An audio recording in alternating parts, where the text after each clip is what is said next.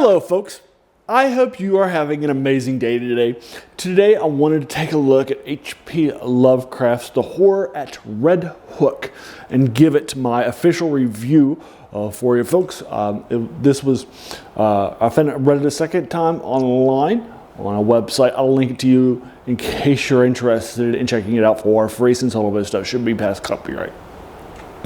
I've been wanting to go back to this because I remember reading it, and when I was reading his stuff in in college, when I was a junior, and he wound up being this really fun guy that I picked up a 3-volume collection from Del Rey Publishing, and I saw it because I trusted them for quality stuff. And then the first volume was all about his earlier era horror stuff that was more influenced by Poe.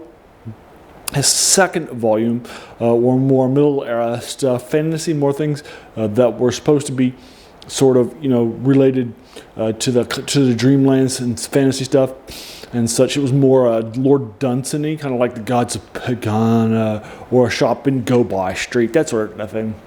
And the third volume was Cthulhu Mythos stuff, where he would start to have a shared universe where all of his stuff would be in the same universe, like Cthulhu, the Nyarlathotep, the Necronomicon, that sort of a thing. And then he would encourage other people to write in this world, and he would also write in their worlds too. Take their stuff like Cephagua from Clark Ashton Smith's The Tale of Zitamper Zyros, and included in a short story called, actually it's more of a novella, called The Mound, but it wouldn't be published until after his death in 1940. And Robert E. Howard would actually write the first short story with Cephagua in it.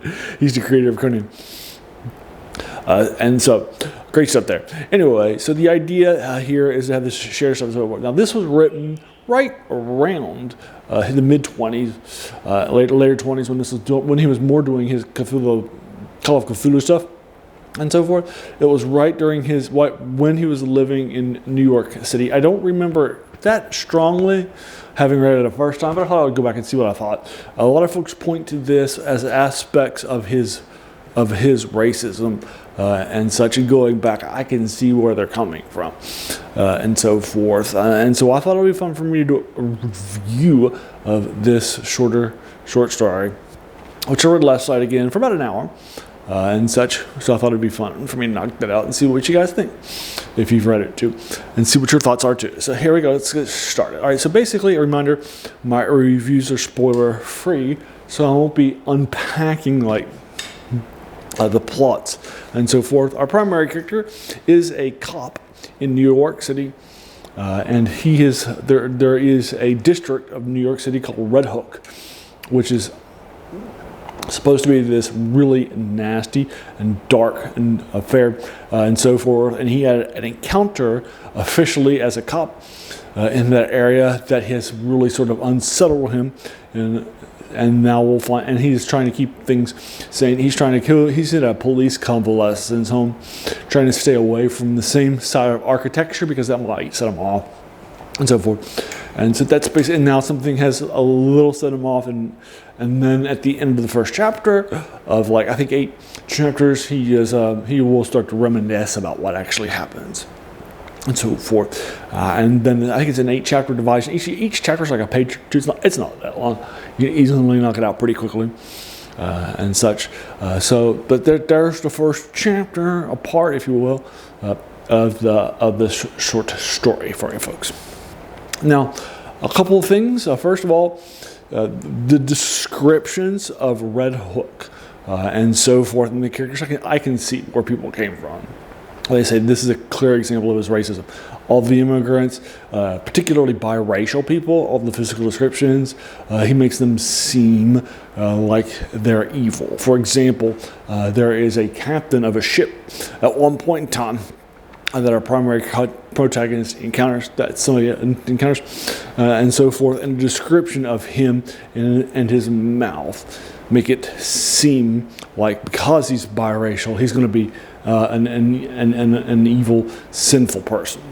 right, and not a nice person, all right, and such. And so there is this sort of and all the descriptions of the biracial people and all the races intersecting with Red Hook in all these bad ways, and so forth. So you can definitely tell it. No descriptions of these people are of all these massive immigrants that are coming from all around the world to New York City and in Red Hook. Also, there's a lot of illegal immigrants and so forth too that he always assumes are just evil and have been brought in for evil purposes and so forth. And the cop is trying to figure out, as a part of his official role, how these immigrants are getting into Red Hook illegally and so forth. So that's also something that's happening too. Also, the police officer is Irish person. And he comes from a long line of Irish police officers and so forth. And I think there might be a little bit of a bias there too. An Irish cop in the pulp era, right, who's trying to take care of illegal immigrants and sinful population in a district of New York City that has a lot of issues with the races and such, right? You can see the plot line of this just really sort of, undermining it and such. But anyway, so basically what's happening, then we'll find out the stuff and such. Now, I do think that there are some things that happen in this story that I just don't like that much in the endings and such too. I don't think this has got the straight trick ending. One of the things, obviously, no endings, no spoilers as to the endings and such. But one of the things that happens in this short story also happens a lot in the Cthulhu mythos, which I don't like either. And it's that I think people who are writing in the Cthulhu mythos regularly forget that this is supposed to be cosmic horror, right? It's supposed to be about all these evil things that just don't care about us because we are tiny little ants to them, and if we did show up, they would crush us, right? And if we even knew about them and the realities of this world, we would go mad, right? And so forth. And that's what this kind of concept of cosmic horror, but a lot of people will slide into more horror of witches, casting spells, killing people at the altars and summoning demons and that sort of thing, right? And such. And this one is more of the latter than the former. And I just don't like that. And I think a lot of people might be more saying, hey, Lovecraft did it, so we can do it too. So I don't like it for that reason. Also the racism too, right? The anti-immigrants. The bias is against its physical descriptions of even people that are not and Eastern Europeans and Central Asians and that sort of a thing. It's really not particularly strong, and so forth. And this assumption that everybody who's illegal is right, and all these immigrants and so forth are evil and here to do some bad and dark stuff. Now, it is a horror, so obviously there's going to be horror, but I don't think that the assumptions that it's operating on make sense, right? And so forth. So there you are. I don't think the ending works. I don't like how it sets up a lot of this witches stuff. I think it forgets the whole point of cosmic horror being the concepts that I like, and I think a lot of people in the Cthulhu mythos have moved away from cosmic horror into witches horror, particularly in generations 2 and 3 for folks, and this has all that: summoning circles, summoning demons, killing people either children or virgins at an altar, right? All that sort of stuff. And that's all that's happening here, and it just feels like that's not a strong play.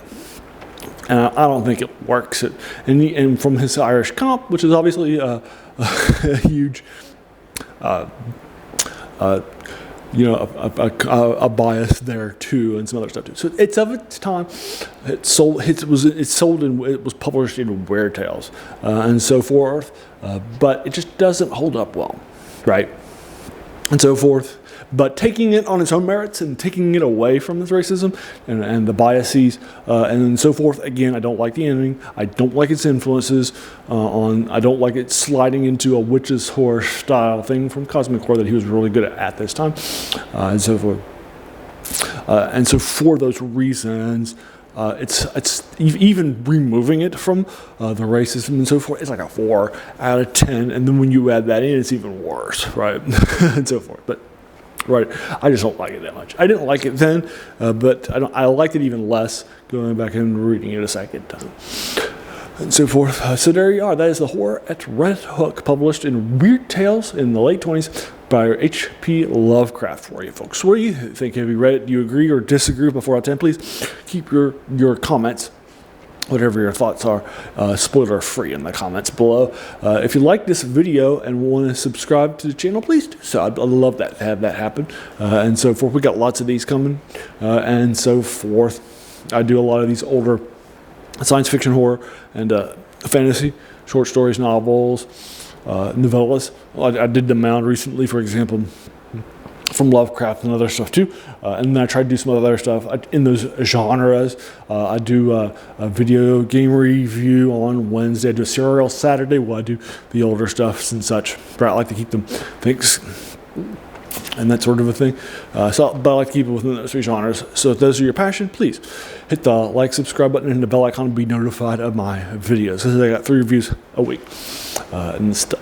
So if you like the reviews, hit that. That's the passion of this channel, and that's where my name comes from. Actually, the worst thing about new books, which was a quote by a French philosopher, Jacques Joubert, who said that the worst thing about them was that they kept us from reading the old ones, right? This is definitely some older stuff that definitely influenced us, like Lovecraft. So that's the passion of his channel. So there, finally, I just want to thank you so very, very much for taking some time out of your day and investing in it and watching my video, because we all have so many things, right, that are happening in our lives, and we're pulled in so many different directions. So the fact that you spend this time with me, that's incredibly humbling, and I appreciate it so very, very much. So thanks again, and have an amazing day.